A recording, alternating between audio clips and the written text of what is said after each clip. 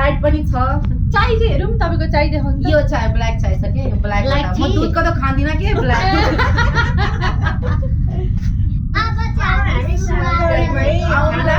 हजुरहरु पनि आउनुहोस् है रोटी मुरैको डल्ला खान आउनुहोस् है आउनु ल आउनु है आउनु निम्तो छ हजुरहरुलाई टेस्ट गरेर भनिदिन्छु ल कस्तो छ भनेर टाइम ल मिठो छ मिठो एकचोटि ट्राई गर्नु ल खाइ खाइ सबै छ मिठो